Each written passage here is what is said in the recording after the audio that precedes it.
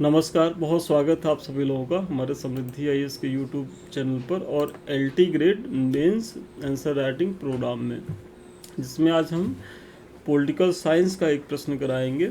और अच्छा प्रश्न है, बार बार प्रश्न पूछा जाता है, 12 अंकों में इसे हम देखेंगे।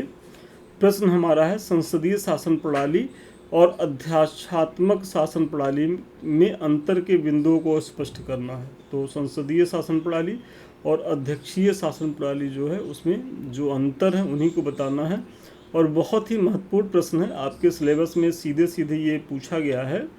तो आइए देखते हैं, और 10 मिनट बने रहिएगा तो आपको न केवल एक प्रश्न का मॉडल उत्तर यहाँ मिलेगा, बल्कि भूमिका कैसे लिखनी है, निष्कर्ष कैसे लिखेंगे, बीच का पार्ट आपको कैसे लिखना, वो सारी जानकारी आपको यहाँ मिल जाएगी। और शाम को 7 बजे इधर हम एक हफ्ता निःशुल्क आपको डेमो क्लास दे रहे हैं, तो आप लोग ज़रूर इससे जुड़िए, इसका लाभ उठाइए यूट्यूब पे, ठीक है। बैच के बारे में मैं बता दूं कि 7 अप्रैल से हमारे 2 बैच स्टार्ट हो रहे हैं। एक तो एलटी ग्रेड मुख्य परीक्षा को लेकर के जो 2 महीना का कार्यक्रम है, 7 अप्रैल से 7 मई, 7 मई से 7 जून, जिसमें हम दोनों पेपर हिस्ट्री एंड पॉलिटी पूरा सिलेबस वाइज कवर कराएंगे। और फिर हमारा जो वर्ष भर चलने वाला प्रोग्राम है UP PCS mains answer writing series, तो ये जीएस के प्रश्न पत्र 3 से हमारा शुरू हो रहा है, ये भी 7 अप्रैल से शुरू हो रहा है। और अभी कुछ ऑफर्स चल रहे हैं, तो अगर आप लोग नामांकन अपना जल्दी से लेंगे तो इसका लाभ उठाइए। जो एलटी वाला है अभी वो आपको 999 मिल जाएगा, नहीं तो ये 1500 फीस हो जाएगी बढ़ करके। और जो मेंस आंसर राइटिंग प्रोग्राम हमारा है वो अभी 7500 फीस है। एक समय के बाद अगर आप नहीं जल्दी लेंगे तो फिर ये फीस बढ़ करके 10,000 हो जाती है।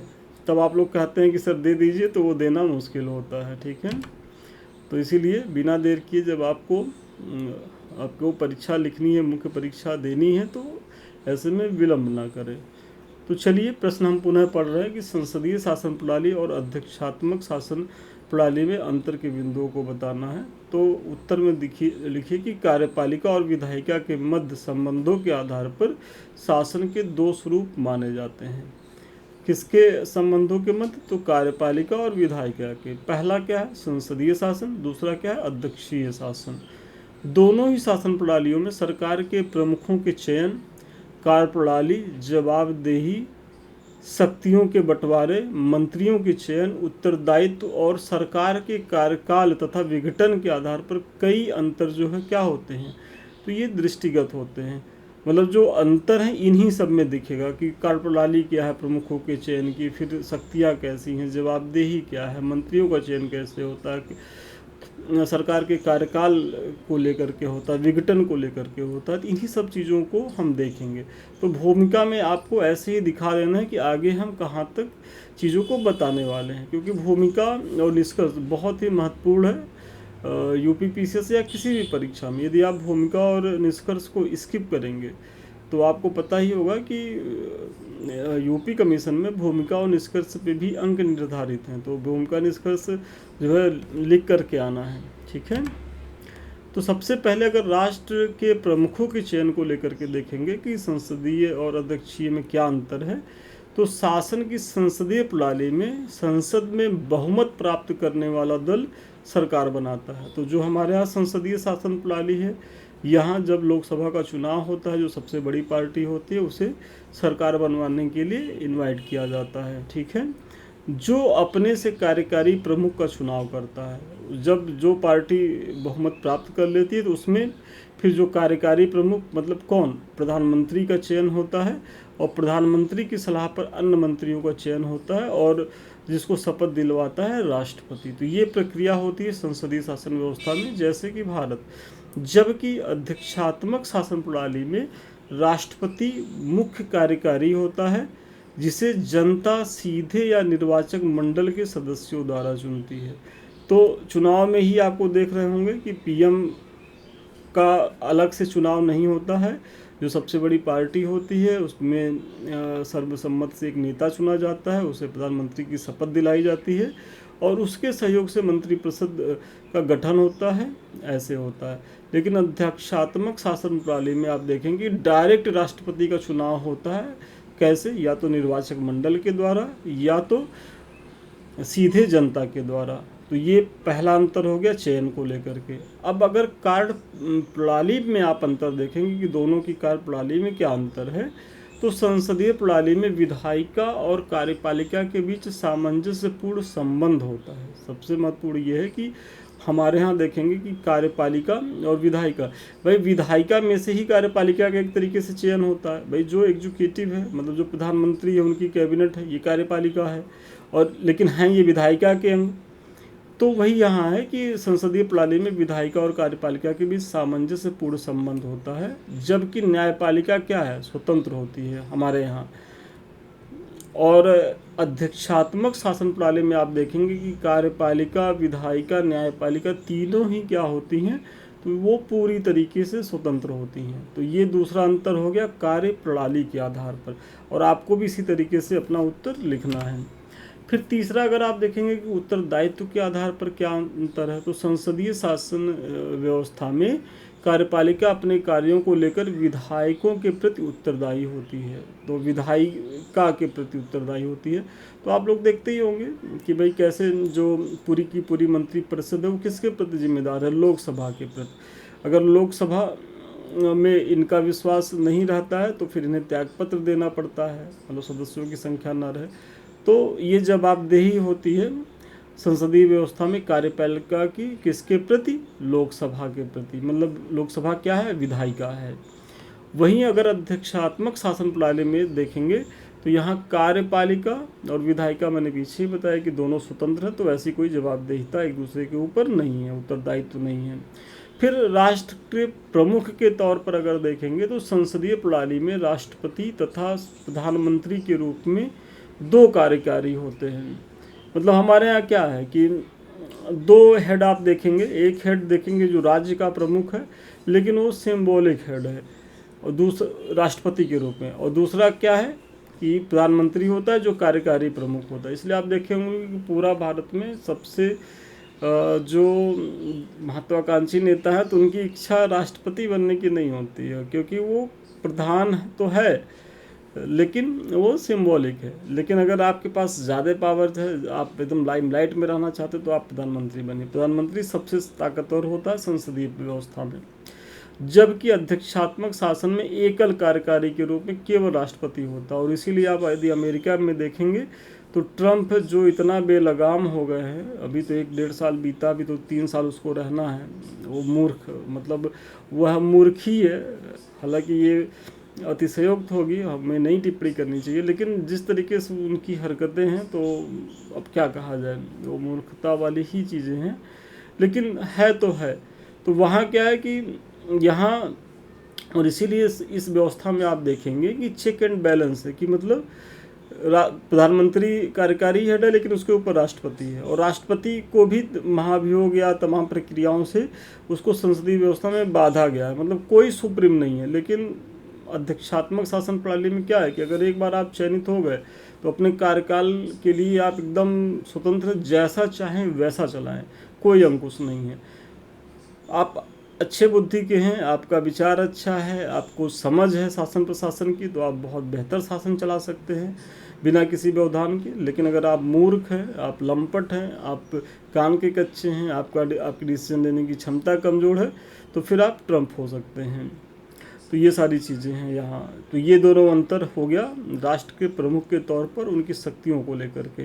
फिर शक्तियों के बंटवारे के आधार पर अगर आप देखेंगे तो संसदीय शासन प्रणाली में कार्यपालिका विधायिका का एक अंग होता है। मैंने पीछे ही बताया कि भाई विधायिका पूरी है, संसद में जो मेंबर होते हैं, सत्ता पक्ष विपक्ष सब विधायिका हैं, लेकिन उसी में जो सत्ता पक्ष में जो पीएम हैं, उनकी कैबिनेट है, वो क्या हो गई, कार्यपालिका हो गई। तो वही बताया जा रहा है कि संसदीय शासन प्रणाली में कार्यपालिका विधायिका का एक अंग होती है, वहीं अध्यक्षात्मक प्रणाली में कार्यपालिका विधायिका की भी शक्तियों का स्पष्ट विभाजन होता है एवं यह एक दूसरे से स्वतंत्र होकर कार्य करती हैं।